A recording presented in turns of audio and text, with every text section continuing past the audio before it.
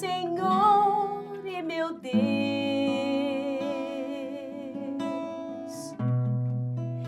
meu Senhor e meu Deus,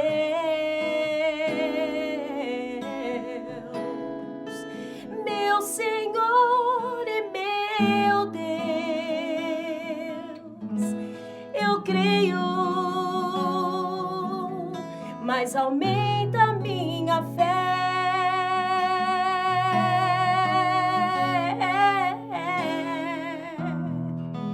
Meu Senhor e meu Deus,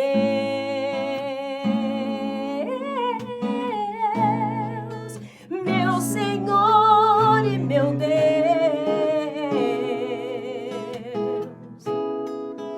meu Senhor e meu Deus, eu creio, mas aumenta minha fé.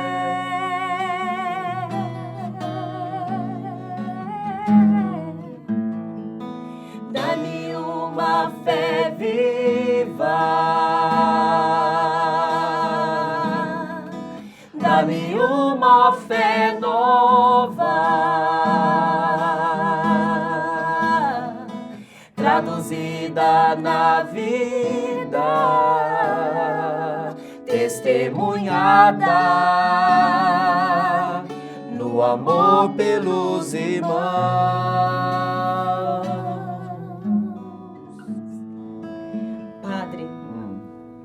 Que música!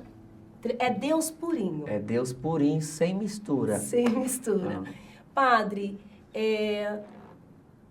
crer em Deus é a mesma coisa de ter fé? Porque a música fala, dá uma fé viva, né? Uma fé nova. Sim. E fala também, né? Eu creio, mas aumenta a minha fé. Essa palavra fé, tão pequena, mas ela causa problemas grandes. Porque, na realidade, fé é o movimento espiritual pelo qual eu creio. Isso é fé. Agora, se é um movimento espiritual, movimento de um espírito. Qual espírito? O meu espírito humano, a minha mente, a minha alma, as minhas faculdades humanas, ou um movimento do Espírito de Deus? Espírito com E maiúsculo e não mais minúsculo. Bom, existem todos. Primeiro e o mais alto grau de fé é a fé teologal. Você se lembra que existem 3 virtudes teologais: fé, esperança e caridade. Muito bem, essa fé é uma fé por meio da qual eu creio em Deus.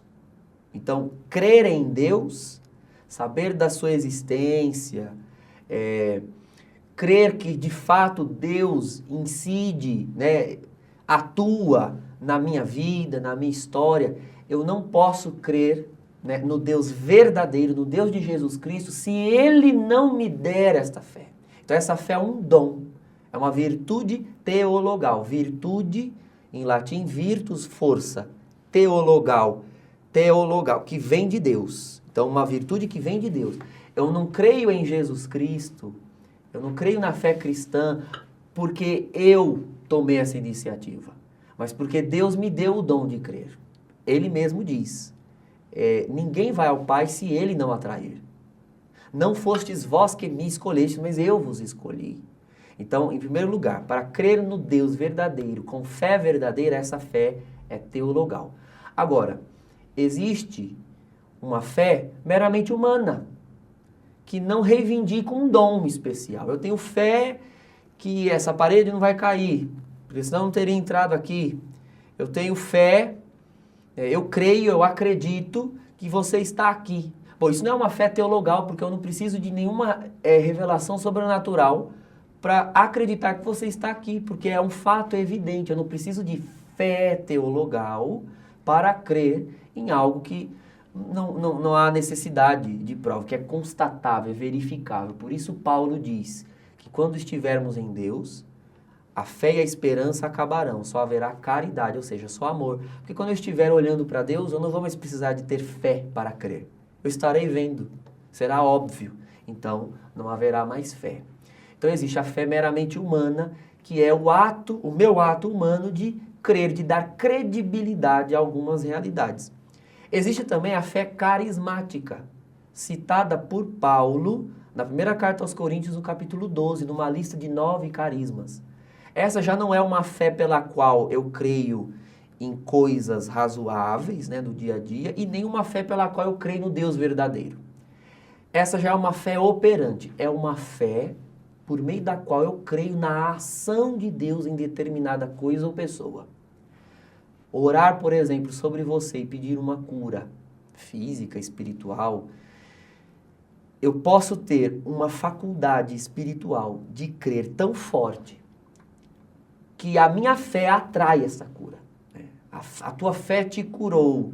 Isso dizia Jesus constantemente. Quer dizer, a fé da pessoa atraiu uma ação da graça de Deus. Essa já é uma fé que não é para mim, não é de benefício próprio. É uma fé carismática. Veja aqui como a gente já colocou a fé em 3 categorias, né? Teologal, a fé humana, a fé carismática. Existe também a fé que não é necessariamente uma ação da minha alma de crer, mas é a fé enquanto patrimônio no qual eu creio.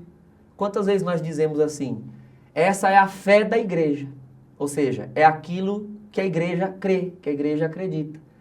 Nossa Senhora é virgem antes, durante e depois do parto, essa é a fé da igreja. Então eu estou falando, na verdade, de um conteúdo revelado, não é a minha ação de crer. Então, é possível. É necessário você ter claro essas 4 categorias aqui basicamente, porque quando você ouvir a palavra fé num contexto incômodo, você vai saber aplicar que tipo de fé, né, a pessoa está se referindo. Por exemplo, uma pessoa que diz, não, eu tenho muita fé em Júpiter. Não, é um deus do mundo romano antigo, eu tenho fé em Júpiter. Nós sabemos que Júpiter é um deus falso, ele não existe, é uma criação humana. Na verdade, aquela pessoa tem uma fé humana, já não é aquela fé teologal. Se ela dissesse, eu creio em Jesus Cristo, Filho único de Deus, nosso Senhor, uma pessoa para chegar a esse grau de fé, de crer em Jesus Cristo, como único Filho de Deus, nosso Senhor, e crer que Ele de fato atua na história humana, isso é dado à pessoa, isso é dado. Existem pessoas que creem na mera existência de Deus. Né? Você já deve ter ouvido pessoas dizer, eu creio, vou na igreja, tudo, mas eu não creio assim que Deus... existem pessoas assim. Na verdade, essas pessoas têm uma mera fé humana na religião, não necessariamente em Deus. Ela crê, talvez essa pessoa seja supersticiosa, ela crê que provavelmente a ida dela na igreja, a realização do culto ou de alguma devoção, mova realidades espirituais que estejam na atmosfera ou ao redor dela e que possam lhe trazer mais ou menos sorte, por exemplo, mas que não sejam necessariamente uma ação de Deus sobrenatural na vida dela. É uma fé humana, uma fé religiosa, porém humana, não é uma fé revelada, não é uma fé dada pelo Espírito de Deus, porque a fé dada enquanto dom pelo Espírito de Deus, esta fé te fará crer em Jesus Cristo, como o único Filho de Deus, como Deus mesmo, te fará crer na Trindade, te fará crer nos mistérios da fé. E agora, mistérios da fé, que eu me refiro, não é a fé dada, mas a fé revelada. Sim. Então, a fé teologal me faz crer na fé revelada. Então, padre, quando uma pessoa... Eu conheço pessoas que já falou assim para mim, eu não tenho fé, mas eu creio em Deus. Então, a pessoa também está se enganando, porque automaticamente que ela crê em Deus, ela tem fé. Então, a verdade é, ela está com uma fé distorcida ou uma fé enfraquecida. Perceba como nós cantamos agora. Eu creio, mas aumenta a minha fé. Então, existe um patamar de fé que me possibilita crer, mas existe ainda a possibilidade de adquirir uma fé maior para conseguir algo no qual eu tenho dificuldade de crer. Essa frase, eu creio, mas aumenta a minha fé, foi dita por aquele pai que trouxe um filho endemoniado a Jesus. E ele disse, Senhor, eu pedi aos teus discípulos que expulsassem o demônio do meu filho, mas eles não conseguiram. E aí ele disse, se tu creres, né, tudo é possível aquele que crê. Ele se ajoelha e diz, Senhor, eu creio, mas aumenta a minha fé. Ou seja, ele já estava tão frustrado, ele já tinha tentado de tantas formas a libertar o seu filho e não conseguiu. Estava difícil crer. Então perceba como ele tem fé para crer que Jesus pode fazer. Mas ele tem dificuldade de depositar forças nessa fé, né? Ele ouviu falar que Jesus tinha esse poder, mas ele não viu, não experimentou. Então ele deseja crer, mas não crer. Ele pede que Deus aumente. Olha só, Deus aumenta a minha fé. Ele está pedindo fortaleza na fé teologal. Ele tem fé teologal porque ele recorre a Jesus. Mas ele não tem fé carismática, ou seja, o carisma da fé, que é o de crer a ponto de não duvidar do poder atuante de Deus. Senhor, me ajuda a crer que o Senhor vai fazer e que o Senhor vai realizar. Então, existe essa possibilidade. Você deu um exemplo de um momento em que alguém usou o termo fé num contexto incômodo. Nossa, incomodou ouvir essa frase. Como é possível? Então, você com certeza vai verificar uma fé humana ou uma fé teologal enfraquecida. Nossa, é possível uma pessoa ter uma fé teologal enfraquecida? É. Por quê? Porque ela é um dom de Deus. Daí a pergunta, é possível estar enfraquecido se é um dom de Deus? Bom, Deus deu. Mas se você não alimenta, né, de diversas formas, você vai perdendo a adesão a essa fé, a adesão a esse dom, consentimento com esse dom. De que forma se deve alimentar a fé teologal? Em primeiro lugar, na Eucaristia. A Eucaristia é o alimento da fé teologal. Receber o autor da fé é, por consequência, tornar essa fé viva. Se eu recebo o autor dessa fé, então eu mantenho essa fé viva. Em segundo lugar, na oração.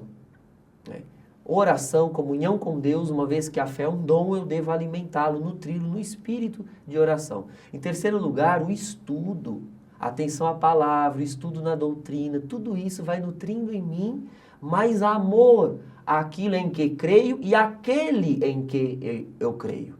Então, fé, né, a Eucaristia, os sacramentos, a oração, os sacramentos todos, a Eucaristia me alimentando, a confissão para que eu vá afastando os pecados, fechando brecha para os pecados e os pecados não tomem conta, né, do meu coração. Principalmente o pecado da incredulidade. Existem situações na vida em que nós titubeamos e temos a tendência de não acreditar, como era o caso desse pai. O filho estava endemoniado, é difícil crer, isso vai desanimando. Confesse o teu desânimo, a tua dificuldade em crer em Deus. Quantas vezes o coração ousou duvidar de que Deus era capaz. Confesse isso. Quando você confessa, o sacramento da confissão dá uma graça para a restituição dessa parte do coração que foi ferida pela dúvida. E você, após a confissão, comungando, Cristo mesmo que perdoou, alimenta essa graça recebida na confissão. Então, vamos pedir ao Senhor, dá-me uma fé viva, uma fé nova que se traduz em atos concretos de vida. Dá-me uma fé viva, dá-me uma fé nova, traduzida na vida, testemunhada no amor pelos irmãos. Dá-me uma fé viva, Dá-me uma fé nova, traduzida na vida, testemunhada no amor pelos irmãos.